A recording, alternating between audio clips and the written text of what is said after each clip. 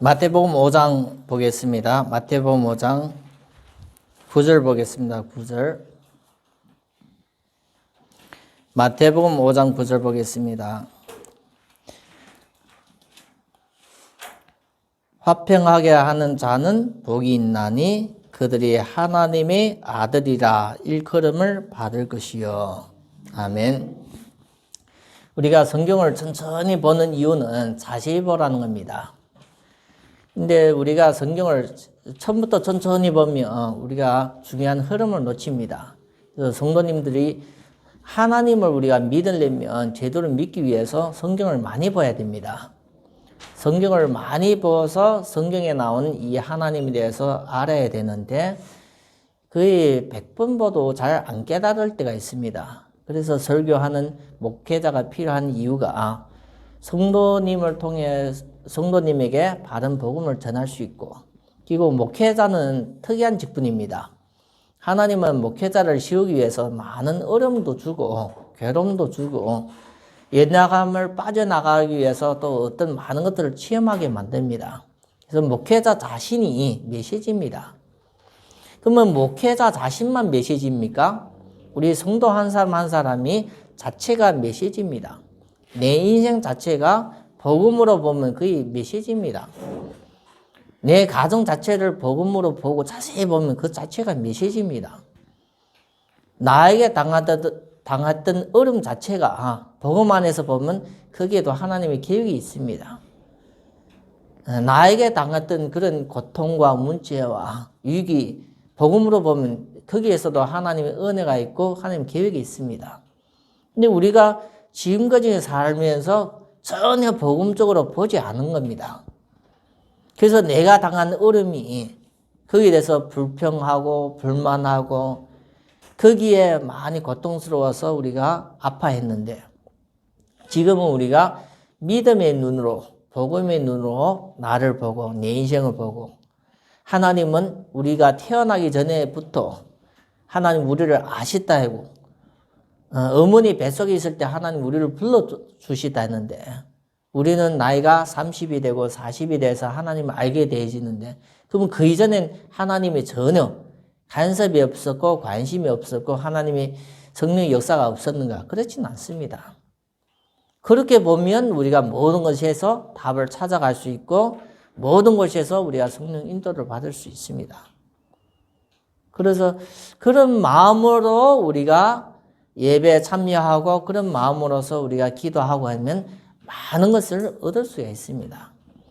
그걸 몰랄 때는 뭔가를 열심히 하면 믿음 좋은 것으로 그리고 게으르면 믿음 안 좋은 것으로 생각을 했는데 그렇지는 않습니다.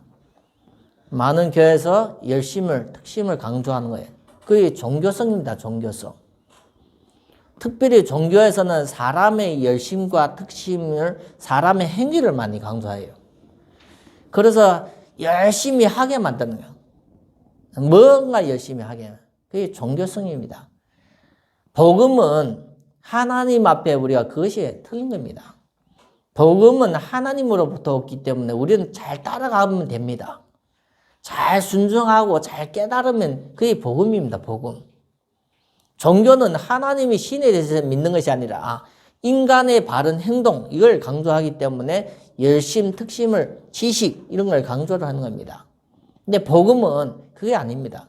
하나님이 전적으로 인도하시니까 멸망길로 선택하지 말고 잘 깨닫고 잘 순종하며 의지하면서 오면 거기에 하나님의 살아계심을 누리게 되지면 모든 것에서 길이 있고 답이 있다는 그것이 복음입니다. 복음. 그렇게 보면 우리가 문제가 없지요. 어떤 문제가 없어요? 멸망하는 문제는 없는 겁니다. 그래서 우리가 그런 것으로서 성경을 보면 요셉도 어려움 많이 당하고 다윗도 어려움 많이 당하고 다니엘도 포로로 끌려가고 어려움 많이 당했는데 그걸 우리가 어려움으로 안 보게 되지는 거예요. 왜 안 보게 되십니까? 하나님을 믿는 사람이니까. 하나님을 믿는 사람은 멸망치 않고 영생을 얻었다는데 망하지 않으니까. 근데 우리가 성경을 끝까지 보면 진짜 거의 맞습니다. 하나님을 믿는 사람이기에 당장 노예로 끌려가고 포로로 끌려가고 당장 위기와 문제에 오도 망하지 않는다는 것이 맞는 겁니다. 망하지 않을 뿐만 아니라 영생을 얻었다 하는데 그분들이 진짜 영생을 얻었다는 증거로서 그 시대에 왕이 되고 그 시대에 선지자가 되고 그 시대에 하나님 앞에 쓰임받는 종들이 된 겁니다. 그러면 그 성령의 역사가 어제와 오늘을 위해 동일하게 역사하십니다. 한 하나님이기 때문에 동일한 방법으로 역사하십니다. 그래서 우리가 믿음을 가지면 그걸 믿는 겁니다. 그 하나님의 역사를 그대로 믿는 겁니다. 그래서 우리의 삶 속에서도 질병이 오고 문제가 터지도 위기가 오도 그 하나님을 내가 의지하는 겁니다. 근데 그 하나님을 의지하려면 필요한 것이 뭡니까? 하나님은 보이지 않는데 나도 믿고 싶고 의지하고 싶은데 필요한 것이 뭡니까? 말씀입니다. 말씀. 그래서 하나님은 말씀을 통해서 역사하신다는 것을 꼭 알기를 바랍니다. 언제나 하나님은 말씀을 통해서 역사하십니다. 창조하신 것도 말씀이 선포입니다. 태초의 말씀에 계시니라. 하나님의 말씀을 통해서 자기 자신을 창조의 역사를 나타나시고 이 말씀을 통해서 모든 중요한 일을 하시는 겁니다. 그래서 아담을 만들고 하와를 만들고 하나님 뭘 주셨습니까? 말씀을 약속으로 주신 겁니다. 하나님의 말씀을 약속으로 주신 겁니다. 그래서 성령의 중요한 것은 말씀입니다. 말씀. 누구의 말씀입니까? 여호와의 말씀. 예배가 왜 중요합니까? 여호와의 말씀을 선포하는 그 시간과 그때 그 타이밍이 중요하기 때문에 이 말씀이 하나님의 말씀은 하나님의 능력이 있습니다.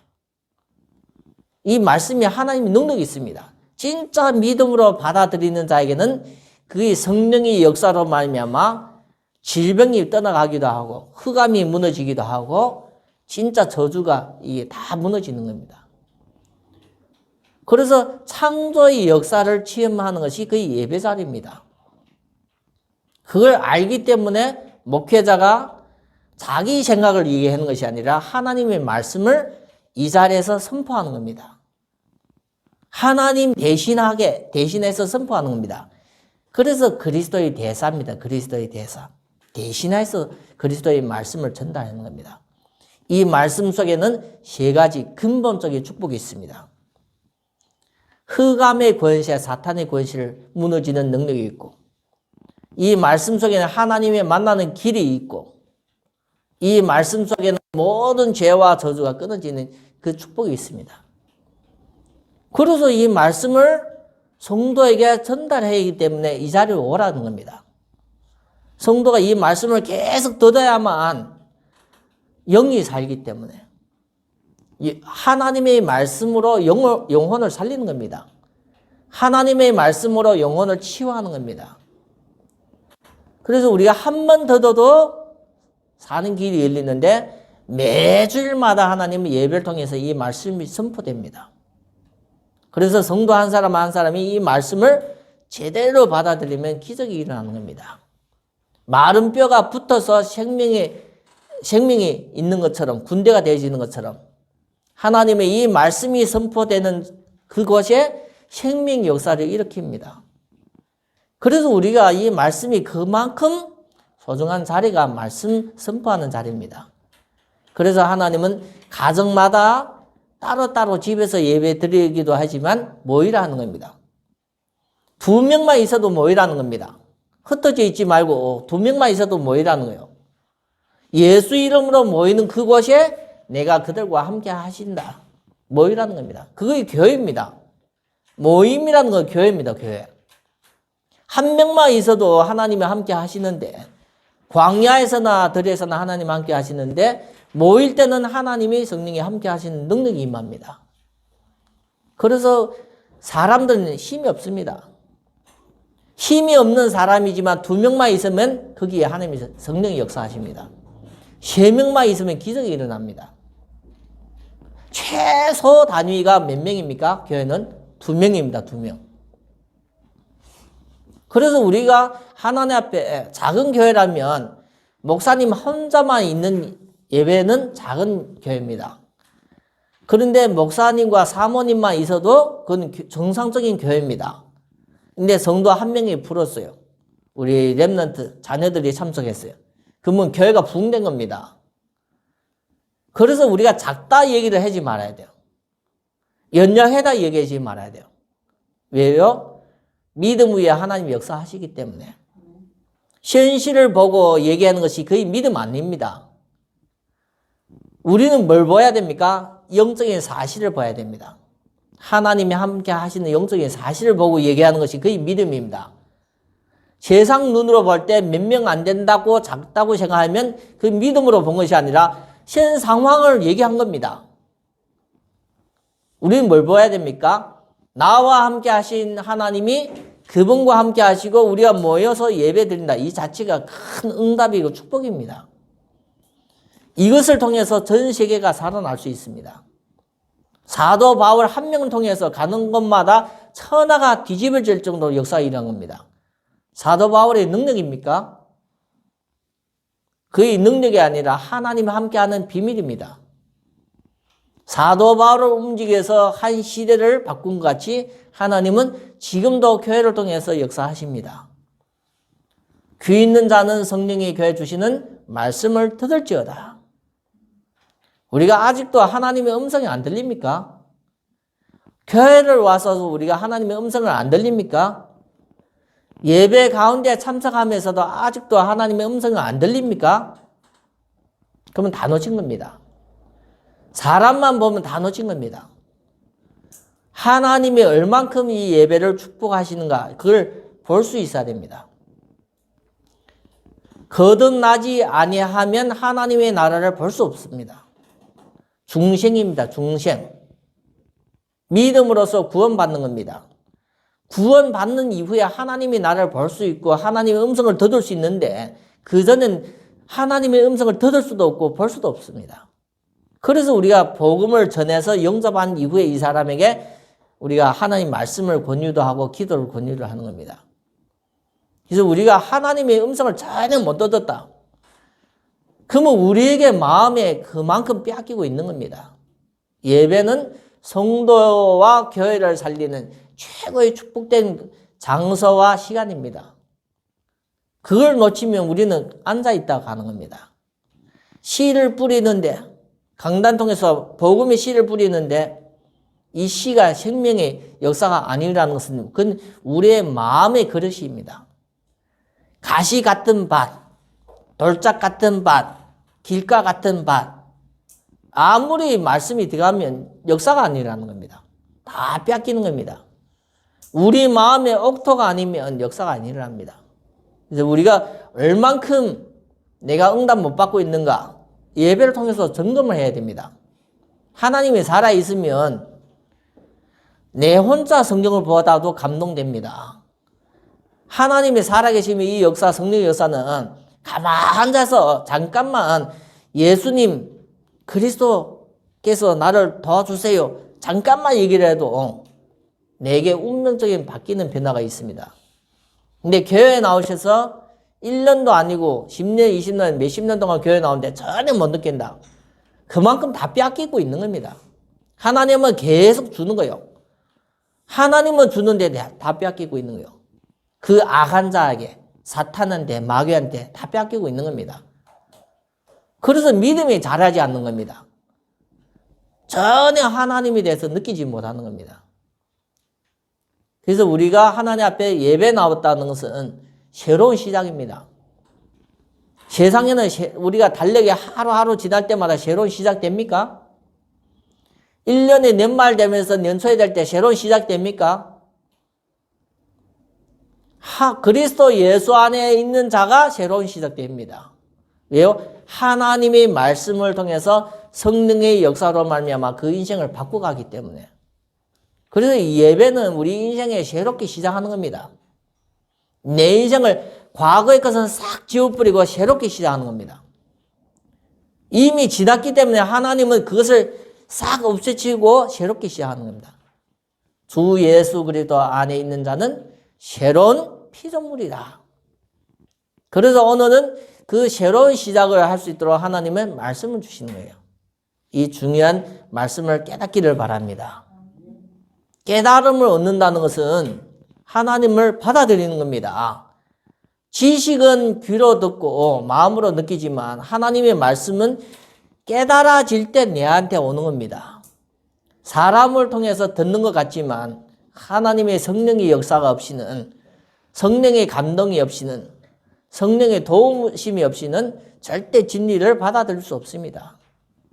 그래서 진리가 보혜사 성령님이 너를 깨닫게 하시고 가르치시가 하고 인도하신다고 말씀해 주고 있습니다. 성령이 아니고는 예수를 주라고 시인할 수 없을 정도로. 그래서 우리가 주님 얘기하고 예수님 얘기할 때 그 자체가 하나님과 통하는 시간입니다. 그래서 우리가 예배, 기도, 그리고 우리 삶을 통해서 하나님이 생명의 역사 일어나는, 말씀이 선포하는 전도, 그 부분까지 하나님 계속 인도하십니다. 안 되어지는 것은 내 사정입니다. 그래서 우리가 될 때 동안 인도받는 것이 그의 하나님이 우리를 끝까지 인도하시는 겁니다. 그의 성도의 견인, 끝까지 하나님이 인도하신다는 겁니다. 우리는 전혀 힘이 없어서 타락하고 무너져서 도저히 불가능하는데 완전 타락. 하나님은 우리의 힘이 필요한 것이 아니라 하나님의 완전한 그리스도를 통해서 회복. 그래서 회복한 사람을 하나님 끝까지 인도하십니다. 그것이 하나님의 사랑의 긍휼입니다. 그래서 우리가 그것을 하나님이 일을 하러 오신 분이 예수님입니다. 예수님. 우리가 이번 주에 예수님의 말씀 중에서 8복 중에서 7복, 화평케 하는 자, 이 말씀 받게 되십니다.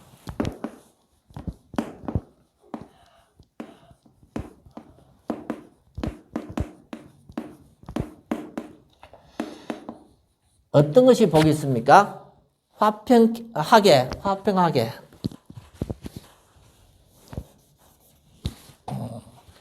화평하게 하는 자가 복이 있다 나옵니다. 이거는 행동입니다. 행동. 생각이 아니라 행동입니다. 화평하게. 그 중간에 역할을 하는 겁니다. 역할.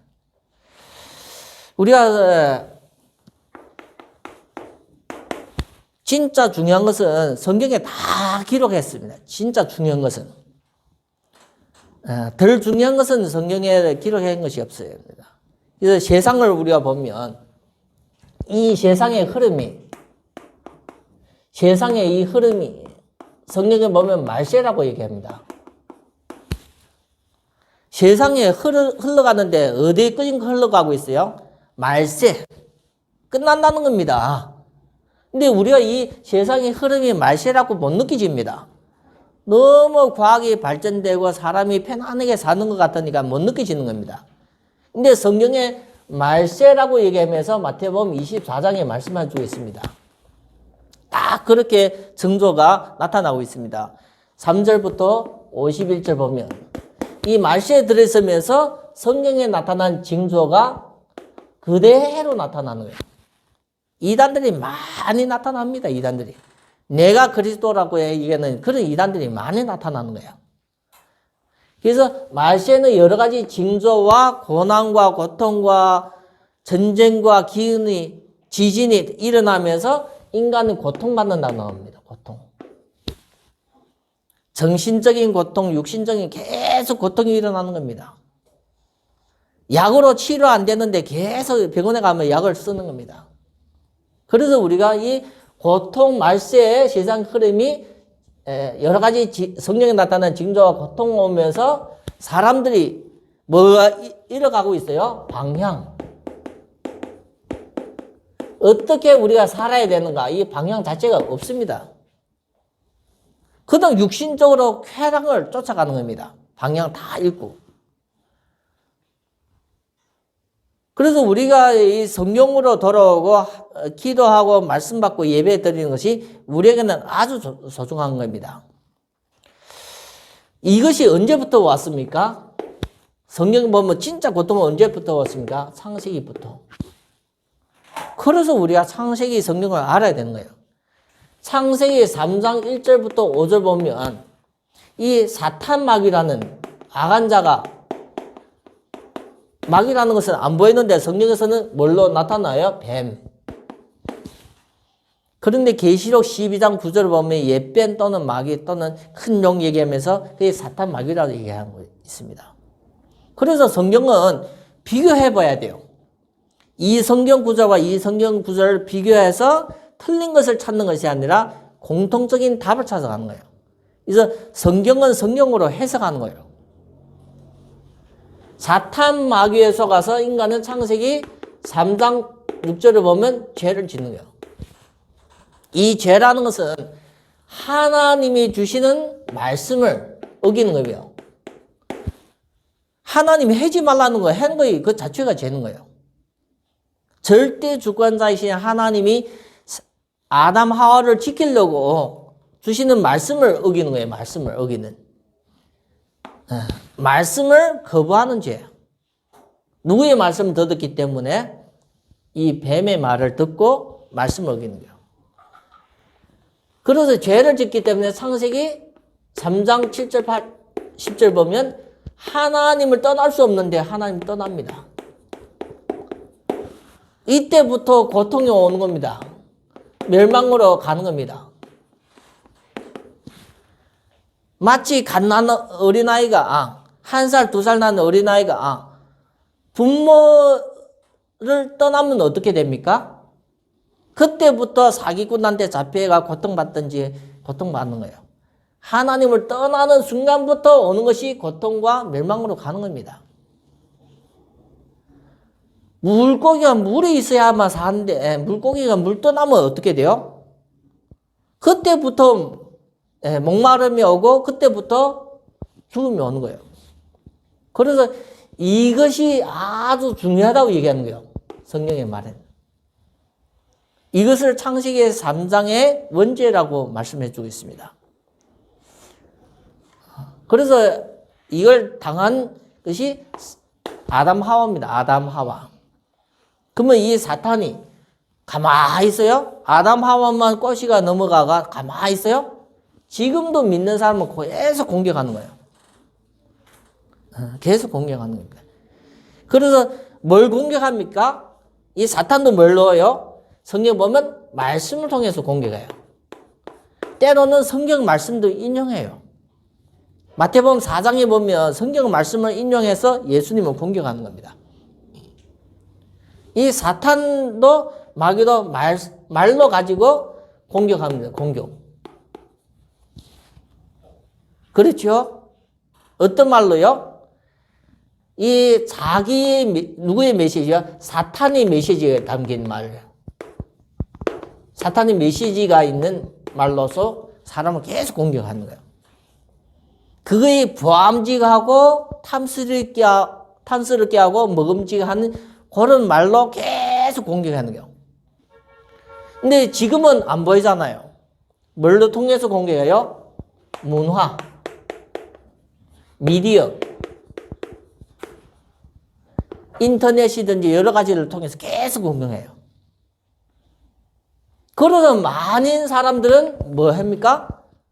컴퓨터에 빠지고 TV에 빠지고 영화에 빠지는데 시간이 지나니까 뭐가 옵니까? 정신이 돌아버리는 거야. 한마디 뭐 게임을 했는데 한 몇 년만 지나가 사람이 정신이 완전히 돌아버리는 거예요. 그래서 어떤 증상이 일어나요? 삶이 안 되어지는 거야, 삶. 이게 무서운 겁니다. 왜 TV 보고 게임 했는데 사람 정신이 나가요? 이게 무서운 겁니다. 사탄의 메시지가 계속 들어가는 거예요. 사람 뭐가 빼앗겨요? 마음과 생각이 다 뺏깁니다.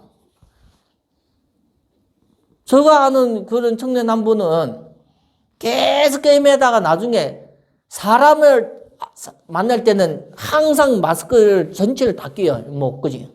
눈만 나오게 해요. 처음에 그 집이 심어갈 때 깜짝 놀랐어요. 이상한 이게 마스크를 전체로 눈만 나오니까 예배드리다 깜짝 놀란 거예요. 자기 아들 때문에 불렸다고 나오는데. 그래서 밥 먹어도 거기서 먹고 화장실 갈 때만 하고 계속 24시간 있는데 벌써 3년째예요, 3년째. 저희들 갔을 때는. 삐쭉 말라서 운동도 안 하고 매일 게임만 하니까 운동 삐쭉 말라 있는 상태예요.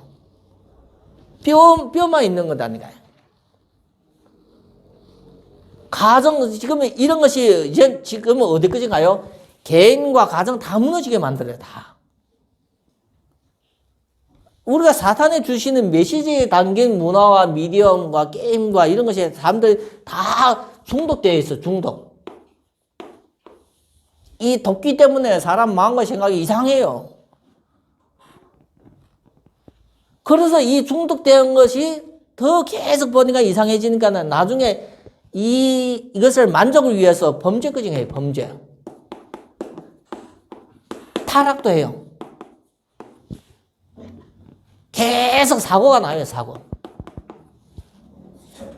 이 청년이 나중에 어떻게 됐냐면, 자기는 이렇게 가난하고 했는데, 부모도 힘이 없고, 근데 너무 답답하니까, 키 가지고, 열쇠 가지고, 아파트에 내려와서 지하 주차장에 모든 차를 다 끊는 거예요. 키 가지고, 비싼 차들만 다 끊어난 거예요. 1시간, 2시간 사이에 한 30대, 40대 차를 다 끊은 거예요. 외제 차든지. 나중에 아파트 지하 주차장에 뭐가 있어요? 감시 카메라 있잖아요. 딱 걸린 거예요. 5천만 원이 그게 나온 거야. 견제가. 그 엄마, 아빠가 그 사람들 다 모아놓고, 한 번에 다 모아놓고, 무릎 꿇고 비는데도 해결 안 되지는 거야. 나중에 그 집에 그 아파트 팔아가 10월에 갔어요. 그 배상해준다고. 한 집에 한 명만 이런 것이 있으면 어떡해요? 자녀가 한 집에 한 명만 있어도 그 가정이 평안하지 않아요.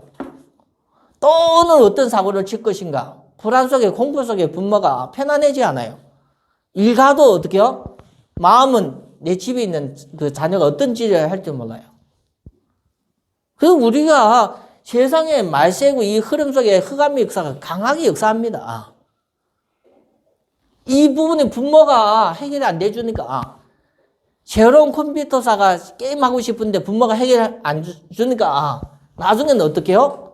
돈을 훔치고, 빼앗고, 강도짓도 한다니까, 강도짓. 참 웃기죠? 아이폰을 처음에 이렇게 나올 때, 어떤 한 도시에, 어느 나라 한 도시에는 젊은 여자아이가 이 아이폰을 가지고 싶은 거예요.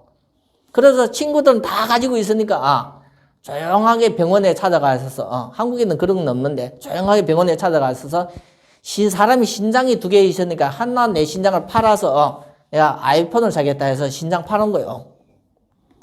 자기 신장을 떼가 파는 거예요. 젊은 애가, 여자애가. 그래서 아이폰을 사가 좋다고 한 거예요. 그럼 우리가 볼 때는 이 중독된 사람이 행동이 이상하다는 게 행동. 이상한 범죄 타락 막 가는 거예요. 말 몇 마디 해도 안 통해요. 벌써 이런 사람은 생각이 이상하고 마음이 이상하기 때문에 범죄하고 타락하고 사고 치잖아요. 해결이 안 돼. 그래서 부모들은 막 그것도 자녀라고 막 중독되는 이 자녀라고 막 해도 안 돼요. 그러면 자녀만 그런 문제 있어요? 남편이고 아내고 다 그게 많아요. 우리가 이런 것도 전혀 생각 없이 그냥 예배 드리면 그냥 예배 드리러 가는 거예요. 그래서 우리가 지금 한 예를 드는 겁니다. 한 예. 이걸 통해서 우리가 진짜 하나님 앞에 복음 받은 자가 하나님 앞에 좀 생각을 좀 하면서 인도를 받아야 된다고 생각이 됩니다.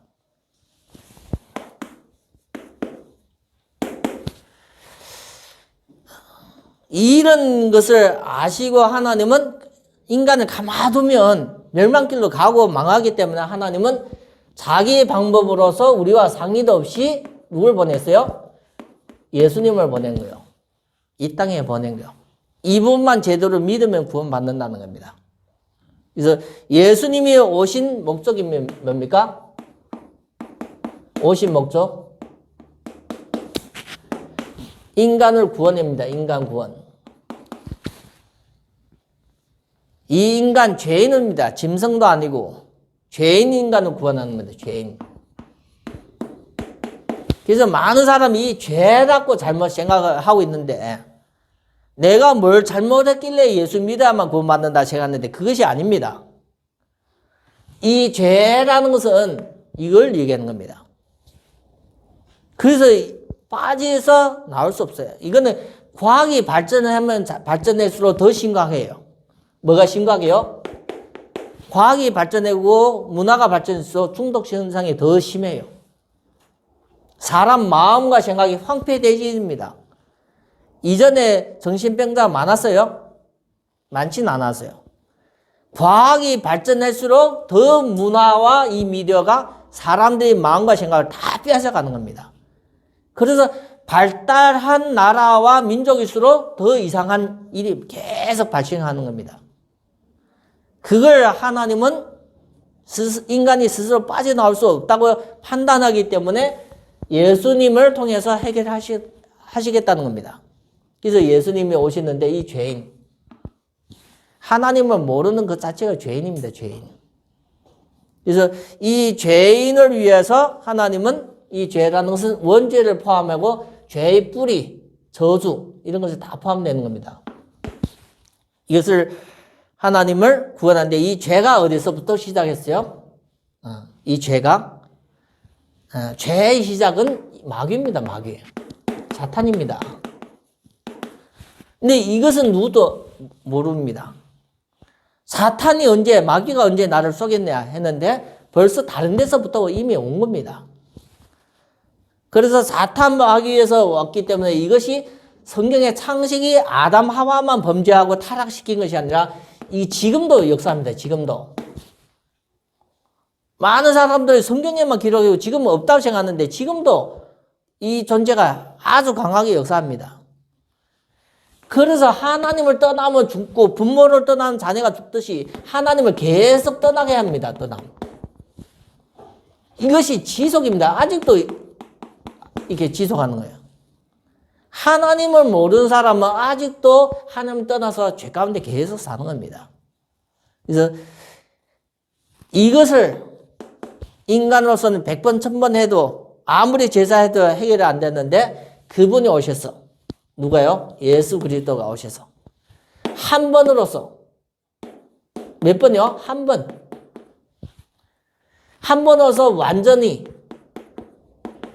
영원히 우리에게 해결 길을 열어주셨어요. 한 번으로서 완전하게 영원하게 해결하시면서 우리에게 길을 열어주셨어요. 그래서 뭐 하라는 겁니까? 그분을 믿으라 하는 겁니다. 믿을 때 오는 구원입니다. 구원. 교회 다녀서 구원이 아니라 예수님을 믿음으로 구원받는 겁니다. 믿는다는 것은 뭡니까? 예수 그리스도가 그 안에 들어가는 겁니다. 내가 네 안에, 네가 네 안에, 그가 내 안에 들어오는 거. 예수를 믿는다는 것은, 그리스도를 믿는다는 것은 예수 그리스도가 내 안에 들어가는 겁니다. 그걸 보고 우리가 영접이라 해요. 영접. 그래서 영접 구원, 믿음 구원 얘기하는 것을 이 내용입니다. 다른 것으로서 구원받을 수 없는 이름입니다. 오직 한 이름. 그래서 다른 종교에서는 구원받을 수 없습니다. 선행으로는 구원받을 수 없습니다. 철학과 과학으로서는 구원받을 수 없습니다. 그래서 오직 예수 그 이름, 그 그리스도 대신 예수 그 이름을 영접할 때 구원에 오신다는 겁니다. 꼭 우리가 이 부분을 알아야만 제대로 믿는 겁니다.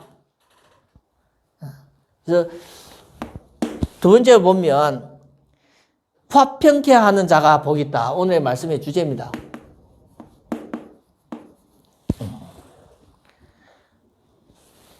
화평케 언제부터 화평해지지 않았어요? 죄를 지어서 사탄한테 속할 때부터 화평이 끊어져 있어요. 이때부터 이미 끊어진 겁니다. 화평은 언제부터 시작합니까? 그리스도 예수 안에서부터 시작돼요. 그리스도 예수 안에서. 그래서 새롭게 시작하라고 새로운 피조물이라고 얘기하는 것이 성경의 중요한 교훈입니다.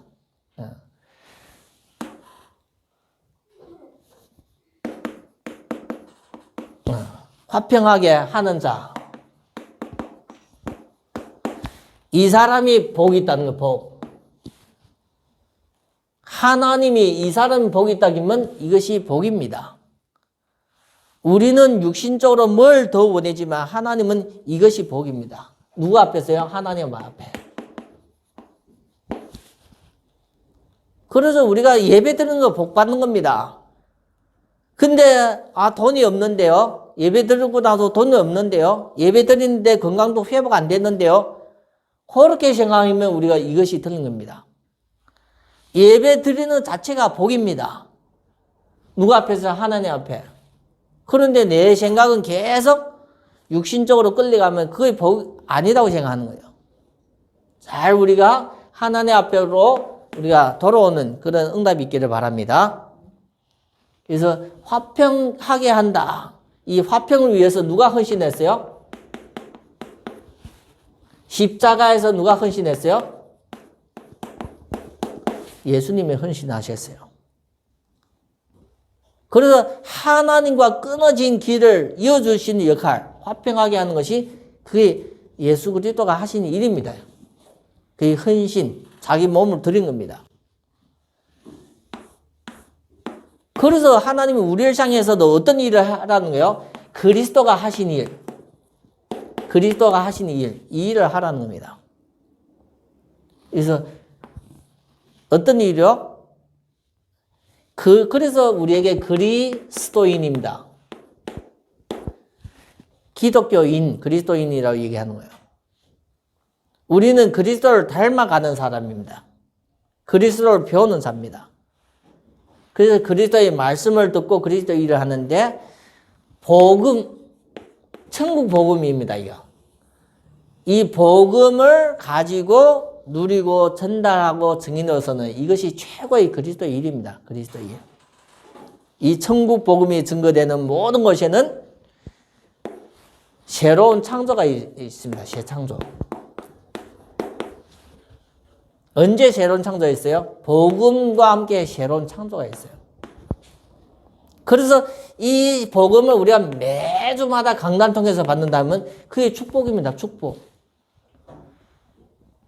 이 복음을 통해서 내가 내 옆에 있는 사람에게 계속 전달한다면 그게 진짜 축복입니다. 복입니다. 복.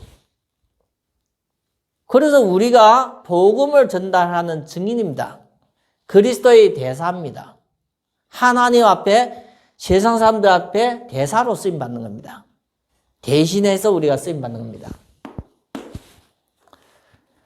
하나님의 아들이라 칭할 것이다.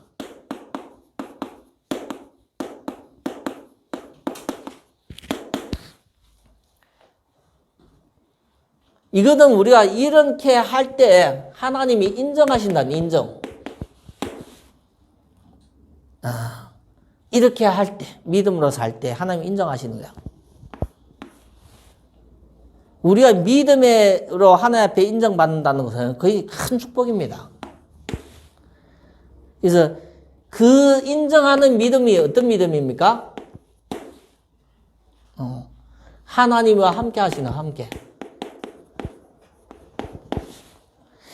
하나님이 함께 하시는 이 사람을 통해서 하나님은 어떤 일을 합니까? 큰 일을 하시는. 그래서 우리가 믿음으로써 이분이 되면 큰 일입니다. 그 큰 일이 어떤 일입니까? 그 시대를, 그 사람을, 그 민족을 살리는 일에 쓰임받는 거예요. 진짜 믿음의 사람들 보면 다 이렇습니다. 하나님은 아브라함을 통해서 시작입니다. 하나님은 모세를 통해서 시작입니다. 하나님은 일은 작은 일이 아니라 큰 일입니다. 큰 일. 큰 일에 그 시대와 그 사람과 그 민족을 살리는 일에 쓰임받는 겁니다. 누굴 통해서요? 복음 가진 사람. 하나님의 아들이라. 불신자를 통해서 쓰시는 것이 아니라 믿는 사람을 통해서 사용하신다는 것을 꼭 알기를 바랍니다. 여기에서 이 큰 일을 하는데 주역으로 쓰임받아요. 주역. 우리말이면 주인공, 주역. TV 드라마에서 아주 중요한 역할을 하듯이 하나님이 이 일을 하시는데 거기에 중요한 역할을 하게 만들어요. 총리로서, 대통령으로서, 왕으로서, 선지자로서 중요한 일에 쓰임받게 만듭니다. 그래서 우리가 하나님 앞에 예배를 드린다. 결론에 말씀드리면 하나님은 계속 뭘 하십니까? 예배를 통해서 하나님 계속 하시려는 일이 뭡니까? 귀 있는 자는 성령이 그해 주시는 말씀을 들을지어다. 예배를 통해서 하나님 계속 하려는 메시지가 뭡니까? 하나님 주시는 이 메시지가 뭡니까? 하나님 예배를 통해서 계속 메시지가 선포되는 거예요. 이 메시지를 통해서 우리 성도를 교훈하는 거예요. 교훈. 때로는 훈계도 합니다. 가르칩니다. 어떤 목적으로 가르칩니까? 하나님이 원하는 쪽으로. 하나님이 계획하신 거예요. 하나님의 목적이 있어요. 그것대로 계속 끌고 가는 거예요. 이 목적 달성할 때까지는 하나님 포기 안 해요. 하나님이 절대 포기하지 않아요. 그래서 하나님 포기 안 하기 때문에 하나님이 이것을 성취하는 거예요. 그래서 우리는 이걸 못 보면 나만 보입니다. 나이 들은 나, 인생에 실패한 나, 질병 속에 허덕이는 나, 그 맞는데 틀린 겁니다. 믿음으로 뭘 봐야 됩니까? 이 부분을 봐야 돼요. 아마 모세가 육신적으로 봤으면 어떻습니까? 40년 동안 도망 다니다 80세 돼서 인생의 마지막이라고 생각하는 그런 나를 보면 하나님의 일에 쓰임받을 수 없는 겁니다. 그래서 하나님의 계획은 모세를 통해서 뭐 하는 거요? 자기 백성을 끌고 나오는 겁니다. 모세가 여기에 쓰임받았어요. 그건 누가 하신 겁니까? 하나님이 하신 일입니다. 모세의 그 지팡이 하나를 통해서 하나님은 10가지 기적을 통해서 끌고 나오는 겁니다. 그 시대를 보면서 우리가 이 부분을 제대로 봐야 됩니다. 하나님은 모세에게 뭘 하셨어요? 부를 때? 뭘 하셨어요? 메시지 주셨어요. 메시지. 그렇죠? 하나님 모세를 불렀을 때 뭘 주셨어요? 메시지 주셨어요. 3장, 출애굽기 3장 14절, 16절, 18절 봐봐요. 모세를 통해서 나이 드신 모세를 통해서 메시지를 주신 거예요. 모세가 감당하기 어려울 정도로 나는 입이 뻣뻣합니다. 뭐합니다 하니까 하나님이 아론도 붙여주면서 하나님이 모세와 함께 하신다는 계속 중요한 메시지를 주시는 거예요. 그래서 모세가 어디에 쓰임받기를 원해요? 하나님이 원하는 그것에 모세가 쓰임받는 길까지 계속 안내를 하는 거예요. 그래서 모세가 80년 동안 살았지만 40년 동안 귀하게 쓰임받는 거예요. 우리 생각으로는 이것이 안 통하는 겁니다. 그래서 믿음으로 보는 거예요. 믿음으로. 내 생각이 중요하지 않다는 겁니다. 내가 70년 살고 80년 살았기 때문에 어린 사람과 비교하면 경험이 많기 때문에 내 생각이 맞다 생각할 수도 있는데 이것이 더 중요한 겁니다. 하나님이 이것을 알기를 원하고 이것으로 인도받기를 원하고 있습니다. 그래서 성도에게 교훈, 훈계, 가르침 주면서 성도를 이쪽으로 인도하시는 중요한 메시지를 약속으로 주시는 거예요. 약속으로. 근데 우리가 메시지 들으면서 아무 감동이 없고 마음에 느낌이 없으면 이 중요한 메시지를 놓치는 겁니다. 그래서 오늘도 우리가 이 메시지를 잡아야만 뭐가 달라지는 겁니까? 이 메시지를 잡아야만 내가 살아도 방향이 있는 거예요. 방향. 내가 어떻게 뭘 하면서 살 것인가 이 방향이 보입니다. 그리고 메시지를 따라가는 겁니다. 하나님이 선지자 요나에게 뭘 주셨습니까? 여호와의 말씀이 선지자 요나에게 임하니라 나오면서 니느웨에 가라는 거. 요나가 도망가는 거예요. 이거 하나님 계획이 있지만 여기에 성취됐는데 순종한 것이 아니라 도망간 거예요. 도망 다니는 요나를 고기 뱃속에 집어내서 이 성취되는 현장까지 보내서 이 메시지를 성취시키는 거예요. 그렇게 보면 하나님 앞에 우리가 삶이 예배를 통해 중요한 메시지가 약속으로 있어야만 내 이 삶이 제대로 우리가 인도받는 겁니다. 아니면 우리가 많은 것을 놓치는 거예요. 이 방향이 말씀 인도.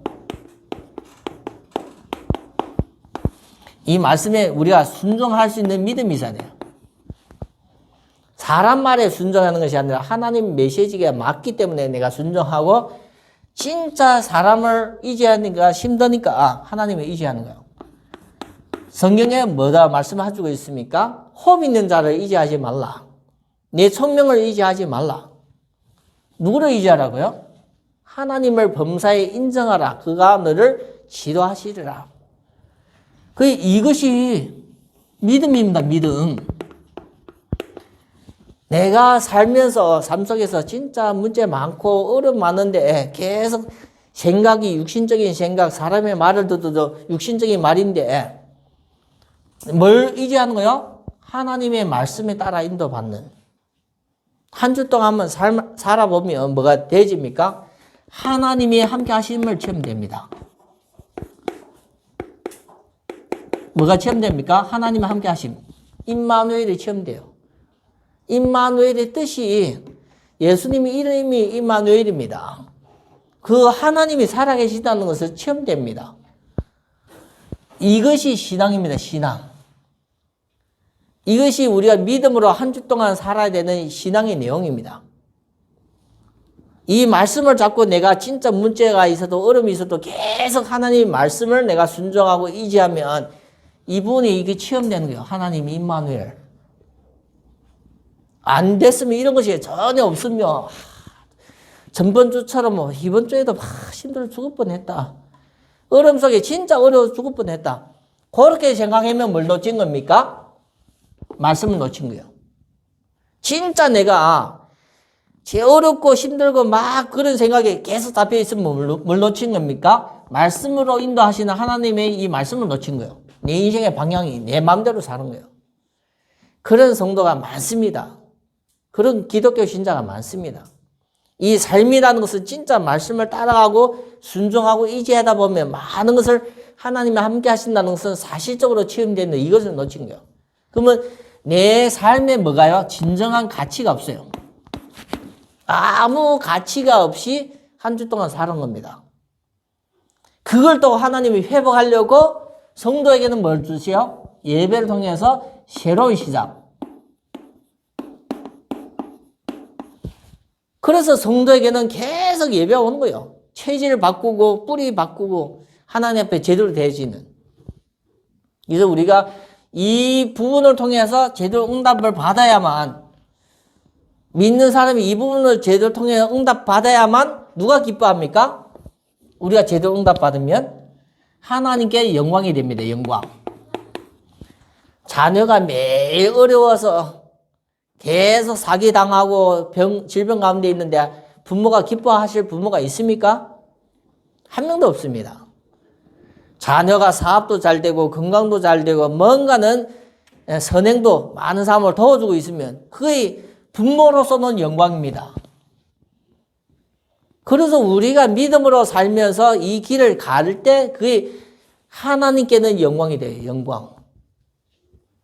내가 찬양을 드린다고 하나님께 영광이 되집니까? 내 삶의 문제와 걱정과 근심의 질병에 계속 놓여져 있는데 그게 아닙니다. 영광.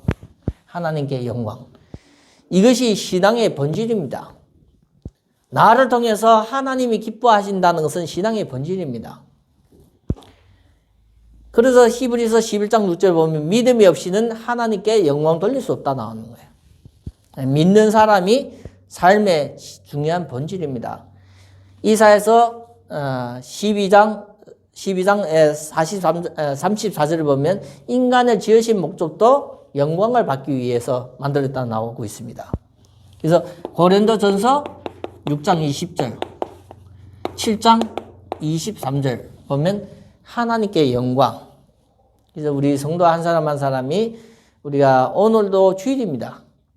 주님의 날, 최고의 날 예배 자리에 오셔서 우리가 말씀 드리면서 이 말씀이 우리의 삶을 인도하시고 우리의 한 주 동안 인도하실 줄 믿습니다. 그래서 우리가 여기에 속에 있는 거예요. 어디 속에 있어요? 그리스도 예수 안에 있는 거예요. 그리스도 예수 안에. 새로운 피조물이고 완전 자유와 축복이 있는 것입니다. 이 말씀을 담고 내가 내 삶 속에 임하는 겁니다. 그래서 우리 한 성도 한 성도가 예배를 통해서 하나님의 교회와 강단 주시는 큰 응답을 언약으로 잡기를 예수 그리스도 이름으로 축원드립니다. 하나님 감사합니다. 오늘 예배를 마치며 하나님이 주신 말씀을 마무리합니다. 우리 성도님들 예배를 통해서 주신 말씀이 잘 순종하며 의지하며 하나님이 함께 하시는 이 비밀을 가지고 나의 한 주간 삶을 정복하고 나의 한 주간 삶을 다스릴 수 있는 힘을 더하여 주시옵소서. 우리 주 예수 그리스도 이름으로 기도드립니다.